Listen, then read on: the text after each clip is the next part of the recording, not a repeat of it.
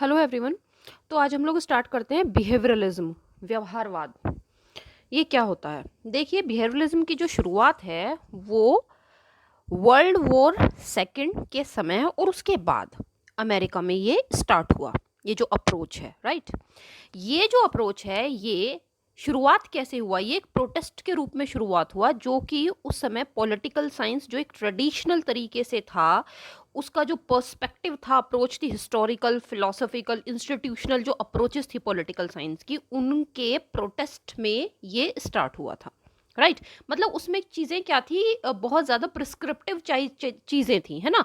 Value oriented subject रहा है ये पॉलिटिकल साइंस उस समय में, तो इसके अगेंस्ट बिहेवियरलिज्म की शुरुआत हुई। बिहेवियरलिज्म, इसको अगर हम बहुत सिंपल शब्दों में समझें तो बिहेवियरलिज्म, बिहेवियर, बिहेवियर क्या, इंसान का बिहेवियर किस तरीके से, कैसे, पॉलिटिकल जो इवेंट्स हैं उनसे संबंधित, राइट। अब देखिए यहाँ पे एक और मजेदार चीज है, इंसान क्या है, इंसान एक वैल्यू से चलता है ना। वैल्यू जो है उसमें रहती हैं, वैल्यू के द्वारा ही वो उसकी सोच और सारा कुछ निर्मित होता है।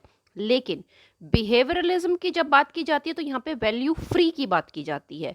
किस वजह से? क्योंकि बिहेवियरलिज्म जो है उसको वो साइंस पे बल देता है, साइंटिफिक अप्रोचेस पे बल देता है। सिंपल शब्दों में हम इसको ऐसे समझ सकते हैं। अब देखिए, ये क्या है, ये it is the result of increasing attention given to behaviour of ordinary man. मतलब पॉलिटिकल साइंस की ये जो पहली अप्रोचेस थी, कि हिस्ट्री के में बात है, philosophical approaches to political science, institutional approaches, उन पे बात ना करके इंसान के व्यवहार के ऊपर जब बल दिया गया है ना, तो इस वजह से बिहेवियरलिज्म की उत्पत्ति हुई।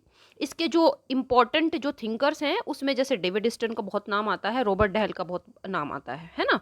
अच्छा, अब इसकी कैरेक्टरिस्टिक्स को हम समझते हैं, ये क्या, इसकी मूलभूत इसकी जो विशेषताएं हैं वो क्या है। जैसे it studies individuals rather than political groups. यहाँ पे एक व्यक्ति के व्यवहार के ऊपर बात होती है, ना कि एक पूरा का पूरा जो समूह है, राजनीतिक समूह के ऊपर बात है, राइट। उसके बाद it is not concern with how individuals ought to behave. इसमें ये बातें नहीं की जाती हैं, जैसे प्रिस्क्रिप्टिव ये नहीं है कि ought टू चीज़ें कैसी होनी चाहिए, कि ऐसा हो जाएगा, इस तरीके की परिस्थिति होगी तो फिर उसके बाद इंसान ऐसा बिहेव करेगा। इसमें ये नहीं है बिल्कुल भी, क्योंकि यहाँ पे क्या है, यहाँ पे पॉलिटिकल साइंस को साइंस बनाने की कोशिश की गई है ना, तो ये उसी से संबंधित अप्रोच है। इसके बाद क्या आता है, it is interested in understanding implications of observable facts of political behavior of individuals in reality। यहाँ पे क्या है, मनुष्य का व्यवहार और उस व्यवहार से उत्पत्तित जो एक तरह से क्रियाकलाप हैं, है ना, राजनीतिक जो उसका जो व्यवहार है उसका क्या इम्प्लीकेशन होता है, बिहेवियरलिज्म उससे संबंधित होता है। इट इज़ वैल्यू न्यूट्रल, जैसे मैंने आपको बताया है, यहाँ पे एक तरह से ये वैल्यू न्यूट्रल है, ये एम्पिरिकल है, मतलब इसके ऊपर जो रिसर्च है वो पूरी साइंटिफिक बेस्ड है ना, और and scientific and aspires to achieve the objectivity of physical sciences. Physical sciences जैसे कि केमिस्ट्री के अंदर कोई भी फॉर्मूला है तो आप वो कहीं पे भी जाके फॉर्मूला अप्लाई करोगे तो वही लगेगा, है ना। जैसे दो जब मॉलिक्यूल मिलेंगे ऑक्सीजन के तो वो O2, मतलब जो दो जो मॉलिक्यूल्स मिलेंगे तो वो O2 हो जाएगा, है ना, वो इस तरह से ऑक्सीजन बनता है, राइट। तो ये यही बात है यहाँ पे इसको इंसान के व्यवहार को इस तरीके से अध्ययन करना है, साइंस के जो फॉर्मूलाज हैं, रिसर्च के जो साइंटिफिक रिसर्चेस के जो फॉर्मूलाज हैं उनको अप्लाई करके, जिससे कि जो पॉलिटिकल साइंस है वो नियरेस्ट टू फिजिकल साइंस हो जाए। और मतलब हम ये क्या कह सके कि हाँ, अगर मनुष्य इस ऐसे परिस्थिति के अंदर ऐसा व्यवहार आज कर रहा है तो वो बाद में भी ऐसी परिस्थिति होगी तो वो ऐसा ही व्यवहार करेगा। और ये जो एक तरह से जनरलाइजेशन जो चीज़ की गई है, एक तरह से ये जो पूरा का पूरा रिसर्च या कंक्लूजन निकल कर आया है, इसको एक लार्जर बेसिस पे भी हम इसको देख पाएं, राइट। अब देखिए इसका एग्जाम्पल, जैसे कि पॉलिटिकल पार्टिसिपेशन किस तरीके से होता है। अगर हम इसको समझें एक चुनाव के अंदर किसी भी राज्य के, फॉर एग्जाम्पल इंडिया के, तो अगर हम वहाँ पे इस तरीके की एक पर्टिकुलर टाइप की जो परिस्थितियां पाएंगे तो फिर हम ये अंदाजा लगाएंगे कि हाँ, अगर कहीं पे इस टाइप की परिस्थितियां निकलेंगी तो लोग ऐसा व्यवहार करेंगे, इस प्रकार की सहभागिता होगी। वोटिंग बिहेवियर के ऊपर होता है, किस प्रकार से पैटर्न होता है वोटिंग जो की जाती है, राइट। अब डेविड ईस्टन के माध्यम से समझते हैं बिहेवियरलिज्म के फीचर्स। सबसे पहला है रेगुलरिटी। उन्होंने इसके अंदर क्या क्या चीज़ें डाली जिससे कि पॉलिटिकल साइंस जो है, पॉलिटिकल साइंस की जो अप्रोच है बिहेवियरलिज्म, वो एक तरीके से साइंस के जैसी बन जाए। तो सबसे पहली है रेगुलरिटी। रेगुलरिटी का मतलब होता है, जैसे मैंने अभी बताया आपको, पैटर्न, बिहेवियर के जो पैटर्न्स हैं उनको समझना, ठीक है। Study of certain uniformities in political behaviour, जो एक तरीके का पैटर्न है उसको हमें नोट करना है, so as to analyse a political situation, एक पर्टिकुलर पॉलिटिकल सिचुएशन को हम एनालाइज कर पाएं, as well as to predict the future political phenomena, making political science more scientific with some predictive value, जिससे कि हम ये आगे चल के ये बात कर पाएं कि हाँ ऐसी परिस्थिति यहाँ पे है तो ऐसा हुआ है, तो अगर कहीं ऐसी परिस्थिति होगी तो उसकी एक भविष्यवाणी टाइप की जाए। तो रेगुलर चीज़ें जो यूनिफॉर्म पैटर्न्स हैं उनको ऑब्जर्व करना, उसको लागू करना इसके अंदर, राइट, जो इसका जो पूरा एक जो फीचर्स हैं, ठीक है। तो फर्स्ट क्या हो गया, रेगुलरिटी। इसके बाद आता है वेरिफिकेशन। वेरिफिकेशन का मतलब है what can not be verified is not scientific, testing and verifying everything. सब चीज़ को वेरीफाई करना, कोई भी चीज़ सिर्फ इस वजह से स्वीकार ना कर लेना क्योंकि वो मतलब मैं पसंद करती हूँ या मैं चाहती हूँ, सब कुछ साइंस के बेस पे होना, और जो चीज़ वेरीफाई नहीं हो सकती है उसको स्वीकार नहीं करना है, राइट। उसके बाद आती है तकनीकें, तकनीकों को शामिल करना। तकनीकों को शामिल करना कैसे, जैसे कि यूज़ ऑफ रिसर्च टूल्स, है ना, टेक्निक्स कैसी होंगी, जैसे रिसर्च की टेक्निक्स, मेथड्स कौन कौन से, जैसे सर्वे करना, है ना, मैथमेटिकल जो मॉडल्स हैं, टेबल्स वगैरह, उनका इस्तेमाल करना, जिससे कि एक पूरा का पूरा रिलायबल और एक पूरा कंपेरेटिव डेटा जो है वो निकल पाए, है ना। इसी की वजह से, इसी के आधार पे तो हम फिर फ्यूचर प्रेडिक्शंस करेंगे ना, पॉलिटिकल सिचुएशंस के क्या और आगे रिजल्ट्स हो सकते हैं, राइट। उसके बाद आता है क्वांटिफिकेशन। क्वांटिफिकेशन मतलब collect data then measure and quantify, किस तरीके से कितना डाटा हमने लिया है उसको पूरा का पूरा मेजर करना, जब ऐसा था तो उस समय हमने इतना डाटा लिया था, उस समय ये रिजल्ट आया निकल के, तो अगर हम इसके अनुरूप ये इतना डाटा निकालेंगे तो इसका ये रिजल्ट आएगा निकल के, इस तरीके से। फिर आता है values, emphasis on separation of facts from values, right. तो ये क्या, वैल्यू न्यूट्रल है, तो यहाँ पे फैक्ट्स को और वैल्यूज को अलग रखा गया है। रिसर्चर को ये ऐसा नहीं करना चाहिए, वो बहुत अनबायस होना चाहिए जो भी ये कर रहा है, और उसको पहले से पहले दिमाग में कोई प्री कंसीव्ड नोशन उसके दिमाग में नहीं होनी चाहिए कि भाई ऐसा होगा, कास्ट की बात है तो ये कास्ट या ये ऐसे है तो इसका बिहेवियर यही होगा, ये पर्टिकुलर पॉलिटिकल जो एक ग्रुप है ये उसी को वोट देगा, है ना। तो ये चीज़ नहीं होनी चाहिए, अगर हम एग्जाम्पल के तौर पे समझे तो, है ना। तो या ये तो ऐसा ही करेंगे, रिसर्चर को ये सब नहीं करनी चाहिए, उसको देखना चाहिए कि अगर ये ऐसा कर रहे हैं वेरीफाई करो, अच्छा ऐसा हो रहा है, देन उसको शामिल करो फिर डेटा के अंदर। फिर आता है सिस्टमेटाइजेशन। सिस्टमेटाइजेशन का मतलब है कि सिर्फ रिसर्च नहीं, उसका पूरा थियोरेटिकल बेस भी होना चाहिए। सो theory and research should go together, दोनों चीज़ों को साथ में लेकर रिसर्चर को चलना चाहिए, इससे गड़बड़ हो जाएगी अगर आप रिसर्च करते रहोगे और उसको नोट डाउन चीज़ों को नहीं करेंगे बिहेवियरलिज्म के अंदर, क्योंकि यहाँ पे क्या हर चीज़ को अच्छे से सिस्टमैटिक चीज़ों को करना है और सब चीज़ों को एक साथ लेके चलना है, उसी वजह से जो बाकी की जो ये जो फीचर्स हैं ये काम कर पाएंगे, राइट। और जो रिजल्ट है वो साइंटिफिक बेसिस पे निकलेगा।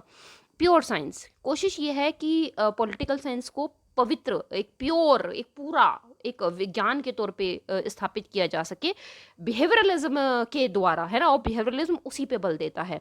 इसका पूरा मकसद जो है वो यही है, राइट, जिससे कि पॉलिटिकल साइंस के जो भी स्टडी हो वो पूरी की पूरी साइंटिफिक बेसिस पे की जा सके और उसको प्रूव किया जा सके कि हाँ हमने ऐसा किया है क्योंकि ये आधार था, अगर इसी तरीके की सिचुएशन होगी तो भी इसी प्रकार की लोग व्यवहार करेंगे, राइट। उसके बाद आता है इंटीग्रेशन। इंटीग्रेशन का मतलब है कि पॉलिटिकल साइंस को बाकी के जो अदर विज्ञान है उनसे सेपरेट करके नहीं रखना चाहिए, क्योंकि ये माना जाता है, जैसे बिहेवियरलिज्म में ये है कि व्यक्ति जो व्यवहार कर रहा है वो सिर्फ मात्र पॉलिटिकल जो फैक्टर्स हैं उनके बेसिस पे नहीं करता है, बल्कि उसको प्रभावित करते हैं कुछ अन्य तत्व भी। वो अपने इतिहास से भी प्रभावित होता है, वो सोशियोलॉजी से भी प्रभावित होता है, वो इकोनॉमिक से भी प्रभावित होता है। जैसे वोटिंग आप हम करने जाते हैं, हम सिर्फ पॉलिटिकल पार्टी से रिलेटेड है या पॉलिटिकल एक आइडियोलॉजी से प्रभावित होकर वोट थोड़ी करते हैं। इकोनॉमी कैसी है, ठीक है ना, हिस्ट्री क्या है, किस तरीके से कौन सी पार्टी कैसे कैसे, और उसके बाद उस एरिया का पूरा वो चीज़ें समझना, राइट।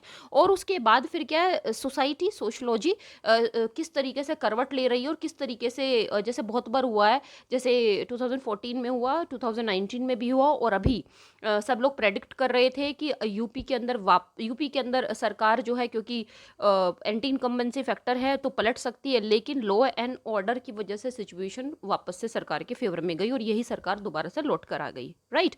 तो इसका मतलब यह है कि पॉलिटिकल जो फैक्टर्स हैं, political factors are influenced by some other factors also. तो इस वजह से पॉलिटिकल साइंस को अलग ना करके बाकी के सब सब्जेक्ट के साथ एक इंटीग्रेट रखने की कोशिश करनी चाहिए।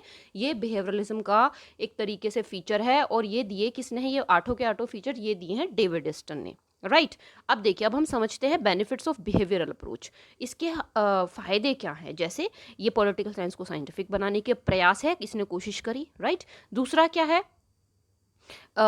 ये जो है इसने कोशिश करी कि जो लोगों का जो व्यवहार है, ब्रिंग्स इट क्लोजर टू, ये मैंने यहाँ पे मैं मतलब लिखना भूल गई हूँ, लेकिन यह है कि bring it closer to the behaviour of human beings.